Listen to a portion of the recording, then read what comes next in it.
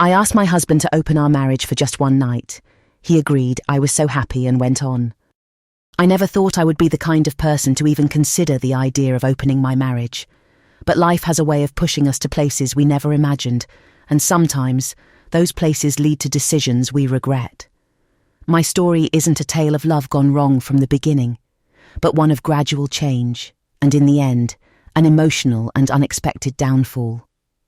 This is the story of how I asked my husband to open our marriage for one night, and how that moment altered the course of our lives forever. When I met Kevin, I was 22.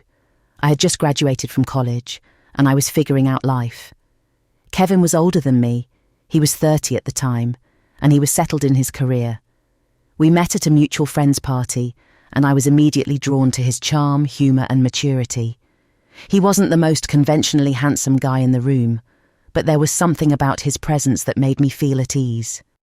We hit it off instantly. Our conversations flowed easily, and we spent hours talking that night. By the end of the evening, we had exchanged numbers. Over the next few months, our connection deepened, and I was in love with him before I knew it. He was everything I thought I wanted, a solid, dependable and kind man. We married 2 years later. Our wedding was beautiful, surrounded by friends and family who were genuinely happy for us. It felt like the beginning of forever. We both had stable careers, a lovely home and a good life. We had a strong friendship and, from my perspective, a perfect marriage. Sure, we had our disagreements, every couple does, but nothing that felt insurmountable. But as the years went on, something changed. We settled into a comfortable routine. It was a good life, but it was predictable. Our sex life, once passionate and frequent, started to dwindle. I chalked it up to the pressures of adulthood, work, home responsibilities, and our general lives catching up with us. I tried to spice things up a bit here and there, but nothing seemed to work. It wasn't that Kevin wasn't attracted to me. He still showed affection, but the chemistry seemed to have faded. Around the 6-year mark of our marriage, I started to feel dissatisfied. I didn't know how to articulate it at first, but I knew something was missing. I loved him, but I wanted more excitement, more novelty.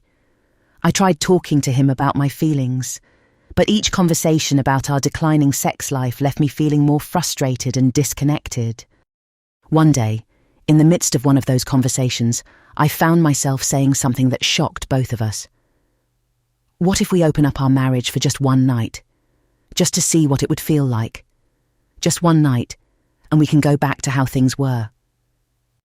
At the time, it was just an offhand comment.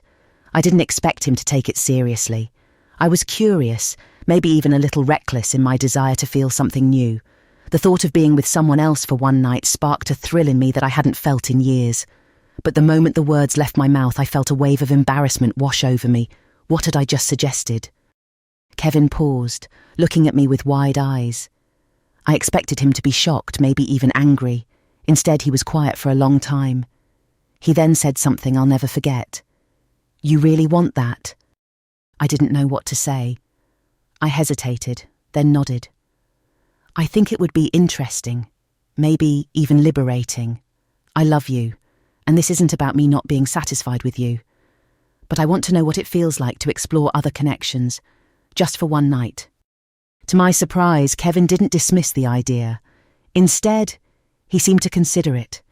He wasn't thrilled about it, but after a long pause he said, I guess if it's just one night, and it's important to you, I'll go along with it." I felt a rush of relief, and honestly a strange excitement bubbled up inside me. I couldn't believe this was actually happening. He agreed to it. But in hindsight, I wish I had thought more about what his agreement meant. I was so caught up in the thrill of the idea that I didn't stop to really consider the emotional consequences. We both agreed on the rules. No emotional attachment, no lying, and no going beyond the one night. It was supposed to be an experiment, one night of freedom, and then we'd go back to our lives as they were. I was nervous, but I couldn't deny how excited I was.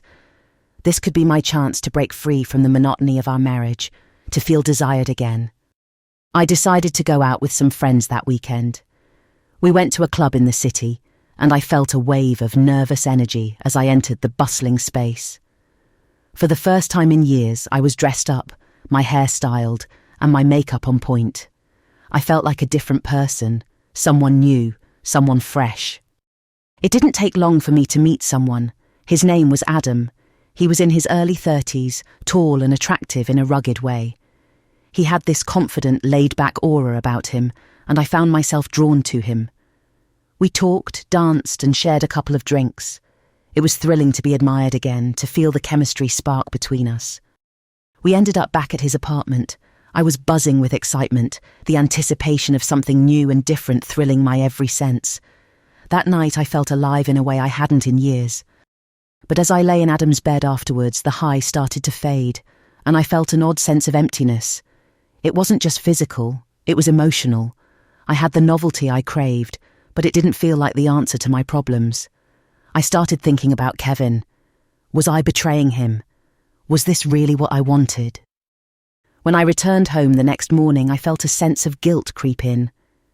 Kevin was still asleep in our bed. I stood there staring at him for a long moment. He had no idea what had happened. It was just supposed to be one night, one mistake. I tried to put it behind me, but I could tell things had changed. That night was supposed to fix our marriage, to reignite the flame between us, but it only added fuel to a fire that neither of us knew how to put out. I told Kevin everything. He listened quietly, and for the most part, he didn't seem upset, just a little detached. I expected some kind of emotional reaction, maybe anger or disappointment, but he didn't express any of that.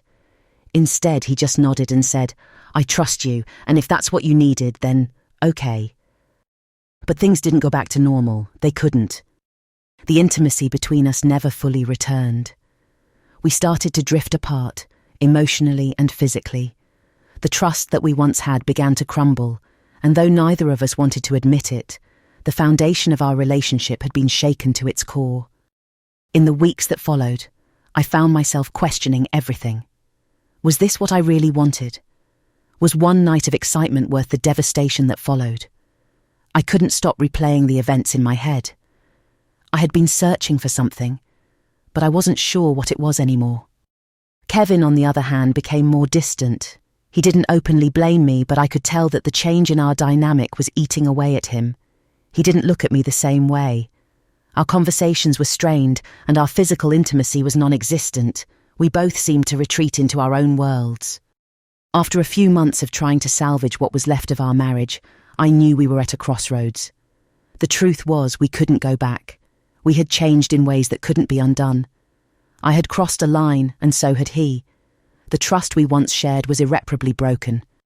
In the end, it wasn't one night that ended our marriage. It was the unravelling of everything that came after.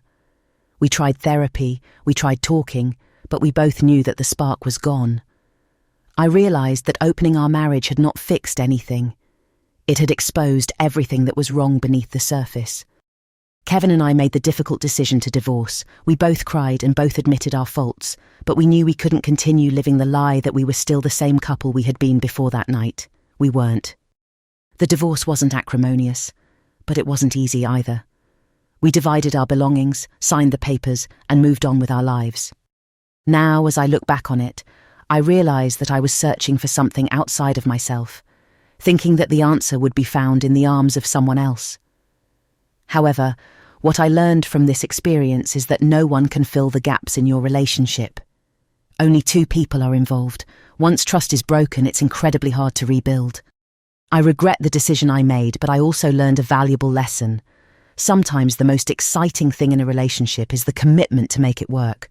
The thrill of the unknown can be tempting, but at what cost?